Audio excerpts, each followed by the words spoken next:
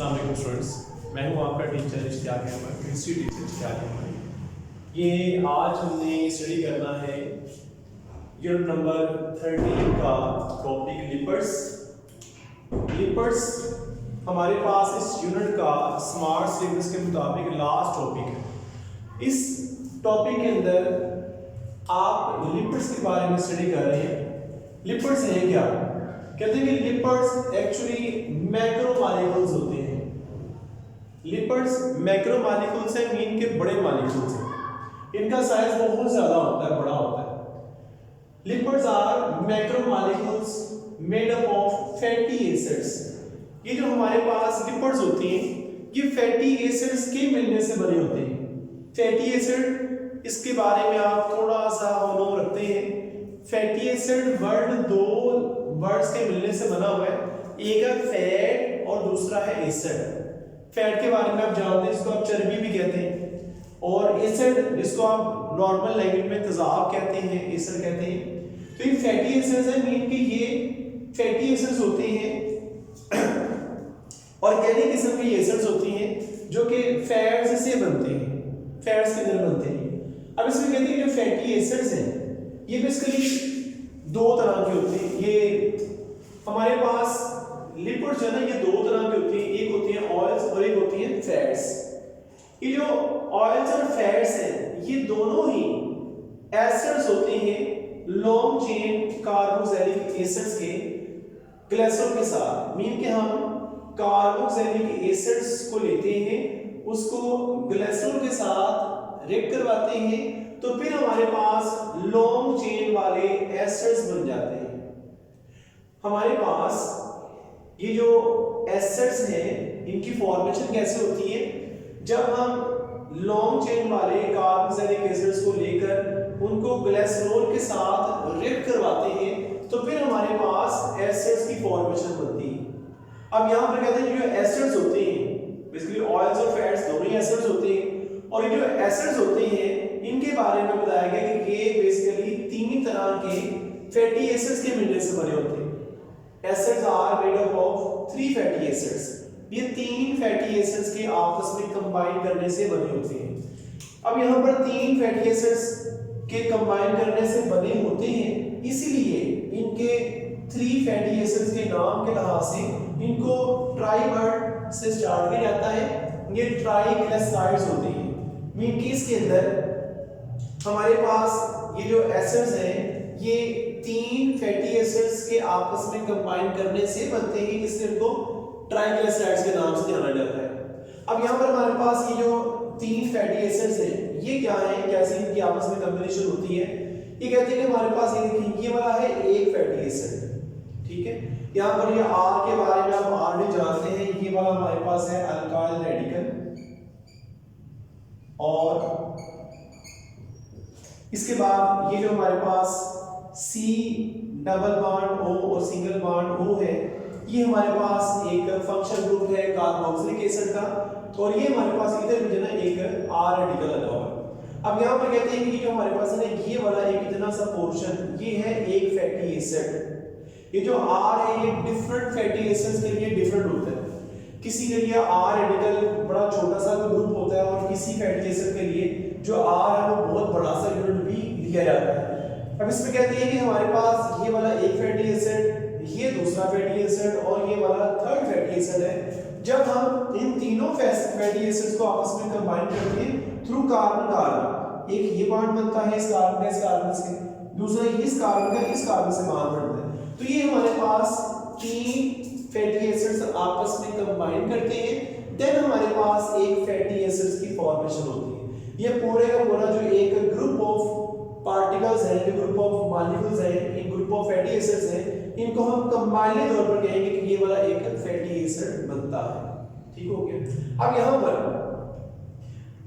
अक्सर class student जो है वो इस ऑक्सीजन को इस कार्बन के साथ कंबाइन कर देते हैं, या इस ऑक्सीजन को इस कार्बन के साथ कंबाइन कर देते हैं। तो बेटा ये आपने नहीं करना, आपने इस लास्ट वाले कार्बन को लेफ्ट साइड पर जो मौजूद है इसको आपने इन कार्बन के साथ आपस में मैच करना है, और इसके साथ साथ इन कार्बन के साथ ये नंबर ऑफ हाइड्रोजन एटम्स हैं आपने इनका भी ख्याल करना है। जैसा कि मैंने आपको ये डिस्कस किया था कि हमारे पास जितने भी कार्बन के एटम्स होते हैं वो मैक्सिमम अपनी 4 वैलेंसीज को पूरा करते हैं, कंप्लीट करते हैं।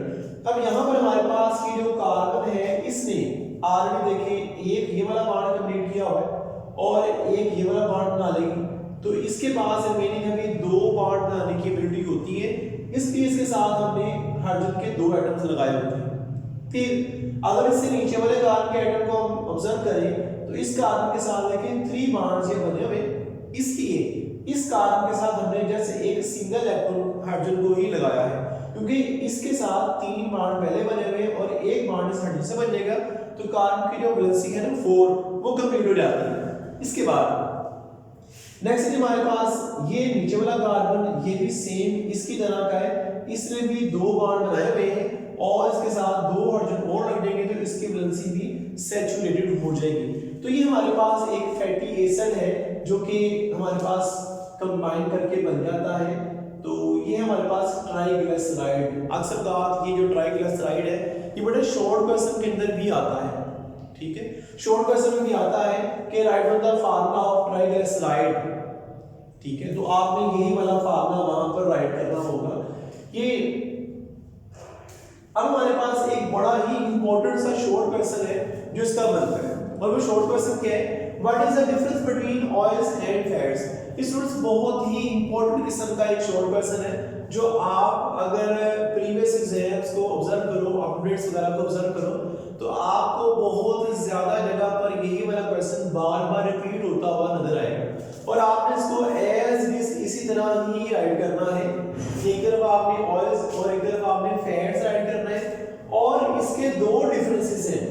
नंबर 1, ऑयल्स और फैट्स में फर्स्ट जो डिफरेंस है, देखिए इसके नेम से ही आप रूटीन लाइफ के अंदर भी ऑयल का जब भी इस्तेमाल करते हैं तो आपको ये पता लगता है कि ऑयल जब वो हमेशा लिक्विड फॉर्म में पाया जाता है, और जो फैट्स हैं वो हमेशा, जो चर्बी जिसको आप कहते हो वो तो हमेशा सॉलिड फॉर्म में पाई जाती है। आपने कभी भी चर्बी को लिक्विड फॉर्म में ऑब्जर्व किया होगा, ये गोश्त वगैरह के अंदर भी चर्बी होती है, आपने वो भी ऑब्जर्व की होगी, वो भी सारी की सारी सॉलिड फॉर्म के अंदर ही पाई जाती है। तो यहाँ पर इसका पहला डिफरेंस ये है कि एग्जिस्ट ऑयल करते हैं लिक्विड फॉर्म के अंदर एट रूम टेम्परेचर।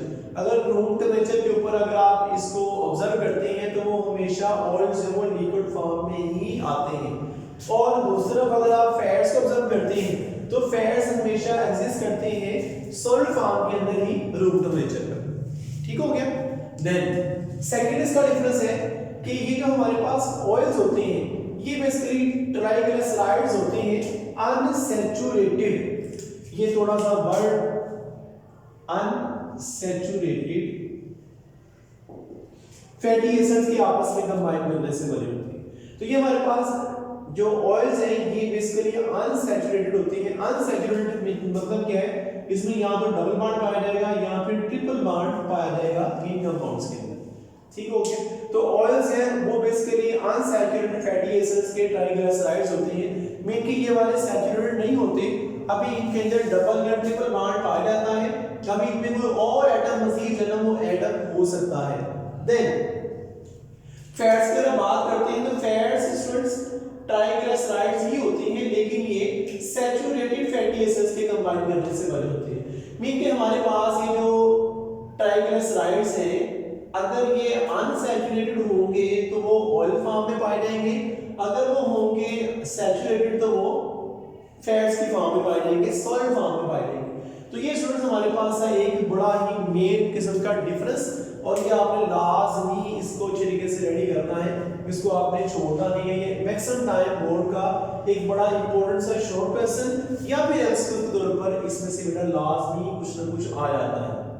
देन अब बात करेंगे फैटी एसिड्स के बारे में। ये जो फैटी एसिड्स हैं ये स्टूडेंट्स बेसिकली ना बिल्डिंग ब्लॉक्स होते हैं लिपिड्स के।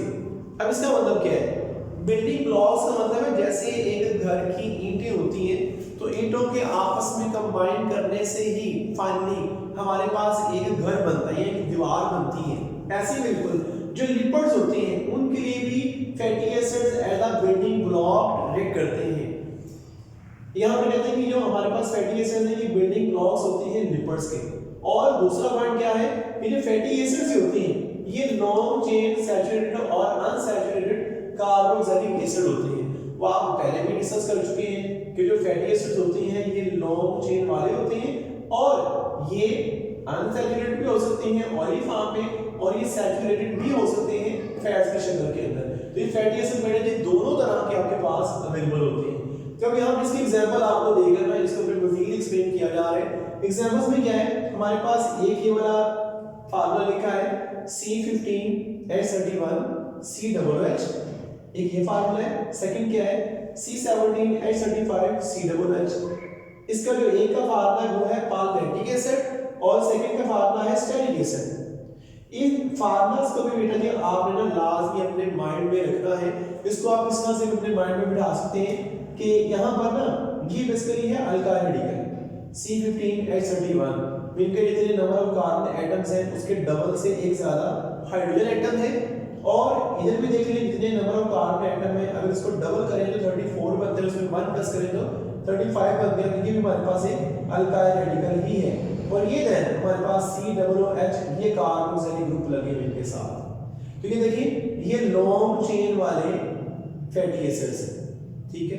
अब यहाँ पर कहते हैं पालमेटिक एसिड ये वाला है, इसमें देखिए अगर 15 है तो 15 को हम उर्दू में कहते हैं 15। तो ये जो हमारे पास इसका जो नेम है वो भी P से शुरू हो रहा है। 15 का वर्ड जो है वो भी P से शुरू होता है और पालमेटिक का वर्ड भी P से ही शुरू होता है। ये आपके ना माइंड में बिठाने के लिए ये वर्ड आप इसके साथ मैच करके इसको अपने माइंड के अंदर ला सकते हैं कि इजीली आपको याद है। फिर ये 17 है, इसको उर्दू में कहते हैं 17। तो इसका जो नेम है वो भी स्टेरिक से शुरू हो रहा है, मतलब एस से शुरू हो रहा है। 17 भी एस से शुरू होता है और ये स्टेरिक भी एस से ही शुरू होता है अगर आप इसको नॉर्मली राइट करेंगे। तो ये ना अक्सर बात बड़ी जो स्टूडेंट है ना इसका जो नेम है वो इंटरचेंज कर देते हैं। इनके इस ऊपर वाले फार्मूले का नाम जब वो स्टेरिक एसिड लिख देते हैं और नीचे वाले का नाम जब पालमेटिक एसिड लिख देते हैं। तो आप इसको अपने माइंड में निकाल करना है, इस 15 से पालमेटिक एसिड और 17 से स्टेरिक एसिड। ये आपके पास है दो हमारे पास फैटी एसिड्स आपको यहाँ पर नजर आ रहे हैं। अब कहते क्या है कि यही जो हमारे पास फैटी एसिड्स है, इन फैटी एसिड्स को जब हम ग्लिसरॉल के साथ ऐड करते हैं तो ग्लिसरॉल के साथ जब भी ऐड करेंगे मिनरल एसिड्स की प्रेजेंस के अंदर इसको ऐड करना है हमें। जब हम मिनरल एसिड्स की प्रेजेंस के अंदर इस ग्लिसरॉल को ऐड करेंगे तब हमारे पास एस्टर्स बनते हैं। ठीक हो गया। तो ये स्टूडेंट्स हमारे पास पूरा एक कंप्लीट टॉपिक है लिपिड्स का और इसके साथ ही हमारा ये वाला टॉपिक कंप्लीट होता है। और आपका ये वाला जो यूनिट है इसका भी ये वाला लास्ट टॉपिक था जो कि स्मार्ट सिलेबस के मुताबिक आपको दिया गया है। ठीक हो गया स्टूडेंट्स। इस टॉपिक के अंदर आपके पास तमाम चीजें यहाँ पर पॉइंट में दी गई हैं। आप इसको as a long question ready करेंगे और इसमें जितने भी शॉर्ट क्वेश्चन मैंने पॉइंट में करवाए हैं वो भी आप स्टूडेंट्स अपने पास रखेंगे ताकि आपको लॉन्ग में या शॉर्ट में जैसे भी आ जाए तो आप उसको अच्छे तरीके से सॉल्व कर सकें। ठीक हो गया। ठीक है स्टूडेंट्स, नेक्स्ट लेक्चर इंशाल्लाह हम नेक्स्ट वीडियो के अंदर आपके साथ शेयर करेंगे। तब तक के लिए बेटा जी अल्लाह हाफिज़।